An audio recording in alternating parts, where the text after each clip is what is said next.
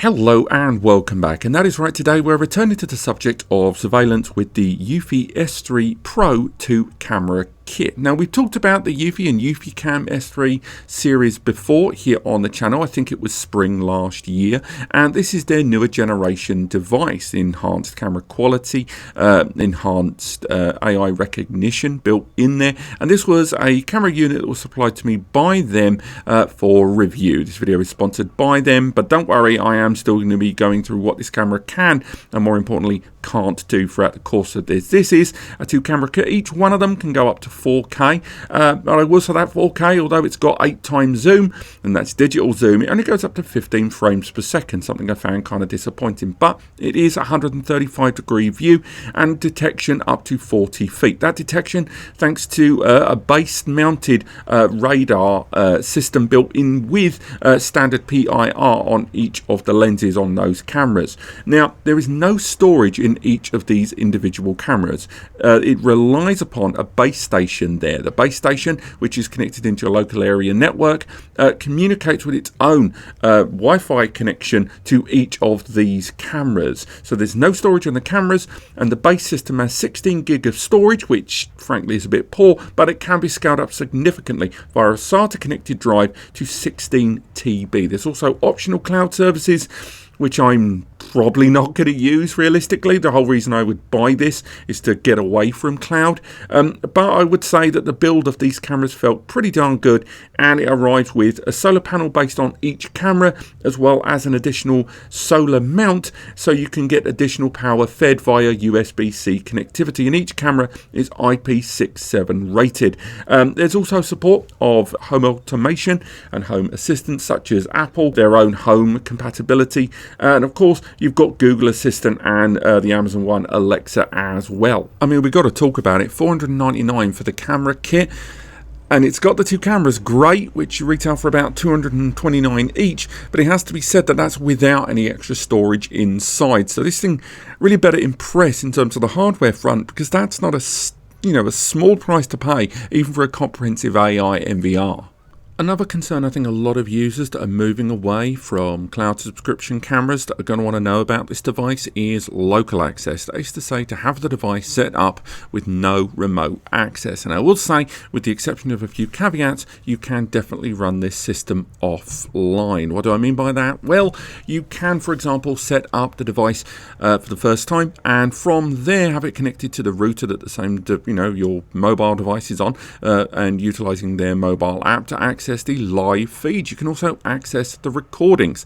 However, you aren't going to be able to get, obviously, the simple stuff like remote access alerts and notifications if you're not using the internet, because you still have to relay off their servers to do that. But that still means over Wi-Fi you're going to be absolutely fine. If you're in the house and the cameras are at that same location, you're also not going to be able to access alerts or even notifications of alerts of firmware updates. Again, some of you are probably going to be okay with that. But I will say, if you are utilizing some of the encryption of the recordings, that's where I hit something of an issue. I felt like unless you went ahead with the options that are off by default to store the encryption credentials locally onto the client app, I wasn't able to access those recordings. I encountered that a lot more during the web GUI. But nonetheless, that all still adds up to a system that you can set up and run without remote external access, and therefore have this surveillance system to only be network accessible. But just keep in mind that you are going to need internet access the first time you set it up for the account, which unfortunately is necessary to set up. As long as you restrict access to this camera having outside access anyway, that isn't too much of a bother. So first up, let's take a good look at the feed. It's midday here in the UK. We're accessing the app now, just connecting with the camera. As you can see, it's already recognised that it spotted someone there at the top of the screen. I've put all of the alerts onto full recognition. So if I make my way into that, turning the mic down to make sure we don't get any painful feedback there. As we can see, moving into that feed, we have got the image of everything we can see there. We've got lots of people moving around down there, and if we want to go in and find out a little bit more, that's just the feedback of what we saw. If we go into the live feed and make our way in there, we can look at some of those configuration options that we're going to talk about later on. So as we can see here, this is our live feed from the second floor here. This is that 135-degree view. Obviously, we've got these 2 pillars here on either side, going all the way in if we choose to to a ×8 view. We can see all the way down there, zoom out. That's the 4K there live feed. And obviously the recordings we can configure if we set that back to automatic if we choose to. And down the bottom, we've got the options there for how we want to see. As mentioned, we've got that multifaceted MaxColour Vision there. That you can flick between the standard view there on some of the enhanced views. Later on, we'll look at some of the pre-recorded footage that we've played with earlier on. But we can flick between all of these if we choose to. Now, moving along the bottom there, not only have we got the option to obviously create a local snapshot if we choose to, which we can share via local social media means, but we can have a look at the event log there of what's been going on with this camera. For example, as we can see here, it has recognised people and pets and children, flicked all the way along with the local camera. And again, that is local AI recognition. This is not utilising off-server recognition. And with all of these recordings being encrypted, that's a little bit of extra security there. Now, the settings for each individual camera are pretty configurable via this mobile app. If we go into the configuration up there at the top, we can get real-time information about the connection, the strength, light configuration, the motion detection and AI. All of it can be monitored here. So, for example, if we go into the motion detection, not only have we got the option to disable it if we choose to, and remember that's taking advantage of PIR and that inbuilt radar recognition there built into the bottom there, but on top of that we have got that activity zone. Now obviously the camera is going to be facing the wrong way there, but what we can do is create an area of effect. So say for example we want to go ahead and monitor this area here with the cars. We can make sure that thanks to that 8-point recognition, we can make sure that area is now an area of effect. Therefore, no, we're not going to worry too much about people walking around, but now we can make sure for car arriving outside of our property, we can monitor that. We can adapt the motion sensitivity there, but we can also choose, for example, as you can see here, do we want human recognition? Do we want vehicle recognition? Do we want pet recognition? Do we want all motions to be configured as well? So it's a lot, a decent amount of control there. Obviously the vehicle and the pet detection has been kept in beta for now, and there doesn't seem to be any license plate recognition. Bit of a bummer, but I appreciate that's going to require a lot more hardware resources utilized. And now after a while, after you've had a bunch of stuff recorded on this, you can gather a heat map. So as you can see here, based on the recordings that have taken place, we can get real-time information about what are the areas over time that generate the most attention. Now that is garnered obviously from the retained recordings that are encrypted within the system, but on top of that you can monitor some of these alerts that we're receiving over time that all record and include images based on what that recognition is. So whether that is in-house or outside, it doesn't matter, they're all kept in there. And if at any time, as we can see, we're getting more alerts over time, we can take a look and just test that motion detection if you wish, to sort of see how strong you're going to need it based on your own deployment there.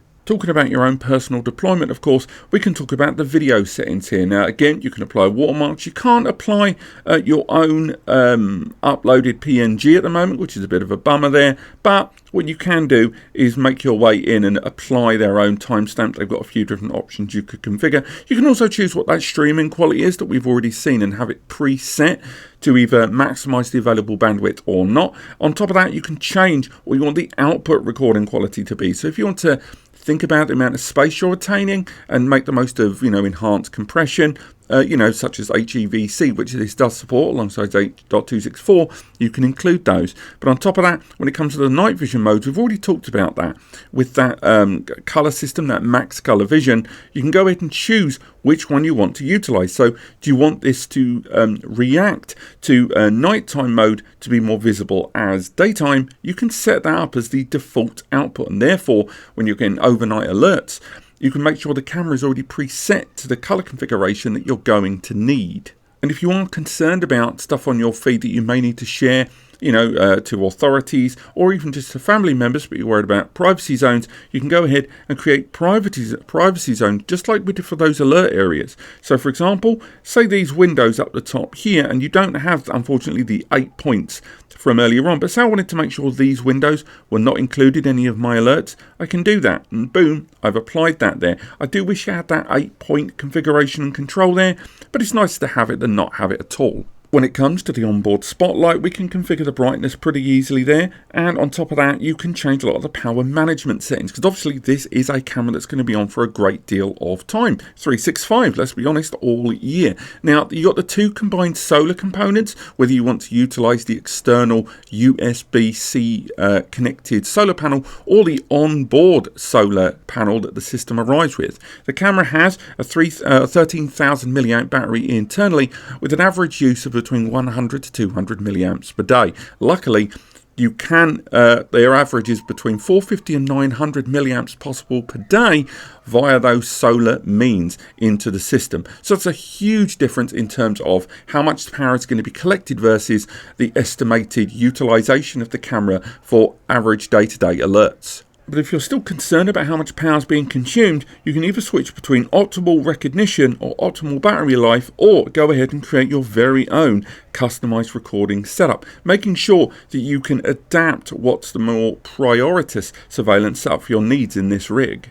Next up, let's talk about a lot of the recognition, because it's one thing to talk about what this camera is recording, but we need to know that when things happen that we can still access those recordings accurately in the most efficient way possible as well. Now, talking about the camera feed, when you're adjusting some of the resolution settings from at least the client side, as you can see here on screen, we've got the 1080p, 2K and 4K resolution side by side. And we've got that car there in the middle of the screen just to give us some idea about the perspective. And frankly, it's not too shabby, I've got to say. Obviously, it matters a lot more about the recordings once you get them, but when it comes to live access to an event as it's happening, it's one thing to rely on the camera system to be retaining a copy of this, but if you need to action something now, it's going to be very useful to know that you can scale up to 4K very, very quickly, and that 4K actually does look better on this and clearer.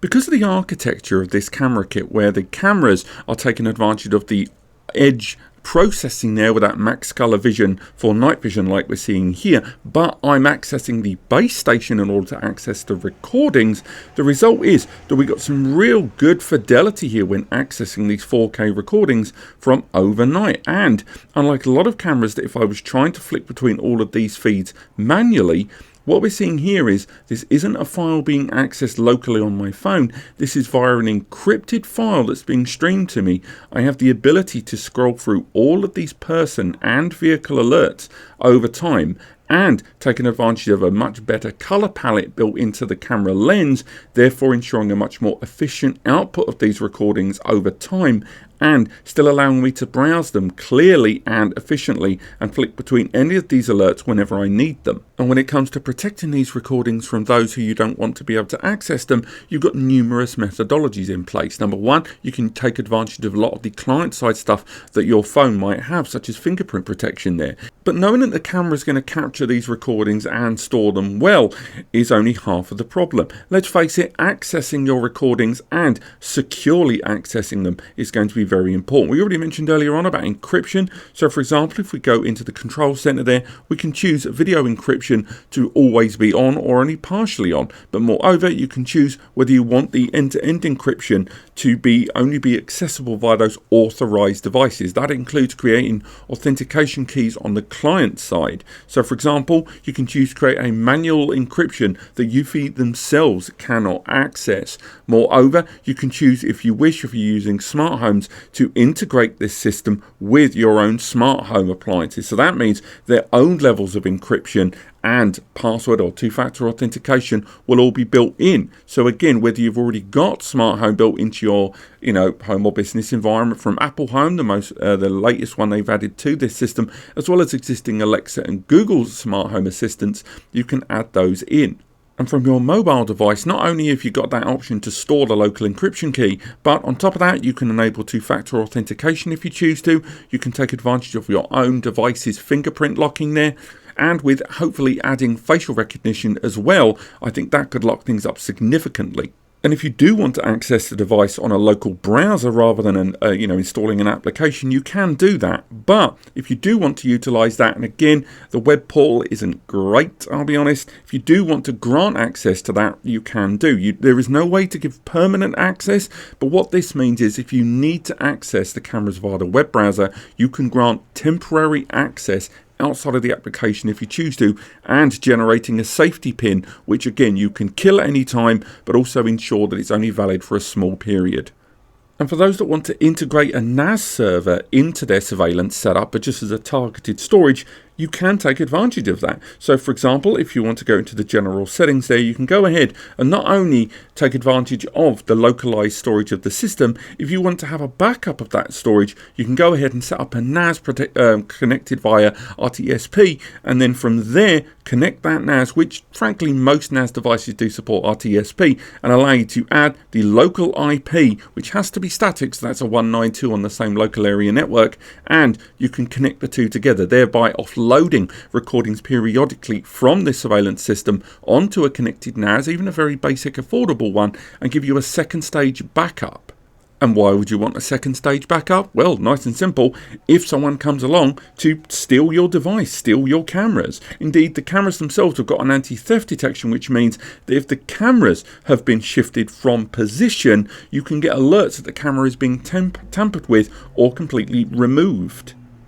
And real-time information can be gathered on the main hub here very easily, not only configuring and changing a lot of those AI services, but also adding faces. So for example, I've already added a photo of myself here. If I choose to, I can either upload an existing photo from my device or take a fresh one like so, and that's the photo done, and then it adds the photo to the database. Again, I could add lots of other pictures. It's all nice and simple. Add a different nickname. It's all easy and done. Put that in there. He said arrogantly, the robber, and then from there, done.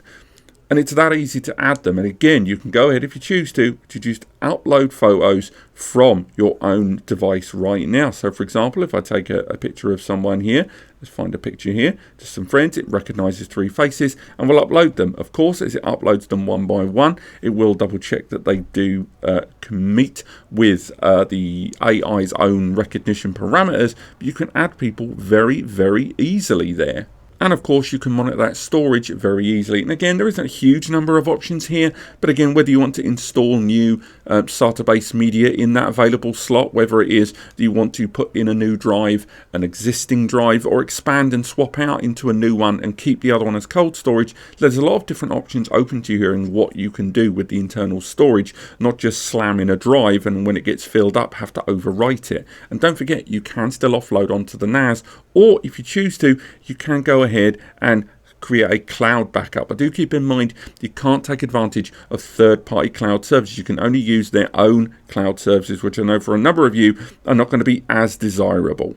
Now, as you can see here, this is me on the camera feed. I'm just going to wave the phone there at the screen to give you some idea about what the general local access here is on the camera. Again, we can enable, if we choose to, a lot of the configuration options that we've already talked about on this internal camera, or if we choose to while we're watching it, we can take a little look at that light. So we can enable the light there just to brighten things up a little bit there, and of course I am in the daylight there, but it does give you some idea about how bright that is going to be. So for a better understanding of how effective the spotlight is, here in front of you is my studio quite late in the evening, and looking at it there with no lights on inside, just a little bit of light coming in from a street light, and activating the spotlight inside here really did sharpen things. This is from the client feed. I will say this isn't even a recorded file. This is live from the client feed there, and zooming into what I could see there in my studio, things were lovely and clear. I know it's a bit of a mess in there. It's been a hell of a week, but still then, that spotlight there was incredibly effective in drawing out all of those details for me to see, combining with that ability to sharpen the focus and sharpen the spotlight feature, and enhancing with the AI clarity there when I was holding down on the points on the screen with the spotlight in action. Then of course you've got the audio in and out settings, symbolized by that phone symbol at the bottom. You can go ahead and touch that, and I'm going to talk ahead and you can probably hear it in the background. Another thing I really liked was when the camera started tracking some of the AI photo recognition live for me. It was tracking the person for me, and at the same time I was getting alerts. So when I did get a notification on my phone, at least not only did it tell me that a human had been detected, but it also tracks that person for me immediately, only adding to that nice efficient notification and giving me the ability to act on it even faster. And it had to be said that a lot of that fast activity is because we're utilizing an NVR and cameras all built into the same ecosystem there. That does allow for a lot more efficient design to all happen. But once again, because I was accessing the hub rather than accessing the cameras, because the cameras are on their own dedicated Wi-Fi connection to the hub rather than using a shared one, it meant that things were just kind of a lot cleaner, a lot sharper in terms of bandwidth utilization between the cameras into the hub and me accessing the hub. Overall, I'll wrap things up by saying I like what I'm seeing here. I'm not going to say this is the cheapest camera kit in the market. I think at $499, including the 2 cameras, it's not unreasonably priced. There are a few cheaper options out there in the market, I will say. But now I know that I can run this system completely offline while, all of those AI services being in system. That means I'm not utilizing external alerts to get hold of them. I'm really happy with what I'm seeing there. It feels like a solidly built product, and I think for those of you that want to have a singular surveillance system without, branching out into a NAS that has additional, surveillance services built in, this is a decent little option. I didn't really encounter any problems, even when I was using the web GUI or utilizing, web-based relay services to access my recordings. It was pretty darn responsive within the app, and a lot of that due to the home-based system there, taking a lot of the load, but still edge-based AI recognition being in the cameras, still meaning that I've got the advantages of the AI supported recognition and alerts, and that in conjunction, of course, with that 2-stage radar and PIR. I liked what I saw there. So again, there are links in the description to get hold of this for yourselves. Cheers to Eufy for sending this to me. I'm going to do a few little alert tests against this because I think I do want to kind of measure just how deep some of those AI alerts go, and if they do start integrating some of the more enhanced features of AI recognition there, I'll maybe make a follow-up video to this. But apart from that, I hope you found this video helpful, guys, and I'll see you on the next video.